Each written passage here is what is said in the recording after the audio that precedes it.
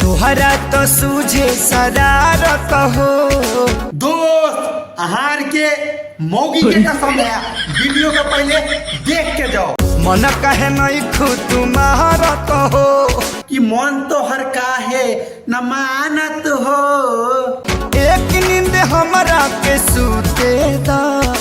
दोस्तियों खेसारी लाल भैया कहीं का नींद लागल आ काजल राघवानी जी उठबे है आ देखियो ने की कहे है। देहिया में बाटे हरारत हो। ए काजल मैडम जी आप तो उसको खोजली करके तो उठा दिए और आप क्यों न गा रहे, अभी कहिए। बातें खिलौना, मन के बझाना। और अभी तो रुको, क्लाइमैक्स अभी बाकी। देखियो दोस्त काजल राघवानी कहे छे कि ढोरिया में हमरा संगे लागल रही, हमरा से दूरे दूरे भागल रही, हमरा से तनी दूर दूर जागल रही। जब ले जागल बानी तब ले लागल रही, जब ले जागल बानी तब ले लागल रही। जब ले जागल बानी तब ले लागल रही। प्यार करे वाला के भरे न मनवा। दोस्त यो वीडियो अहाँ सबके नीक लगैया।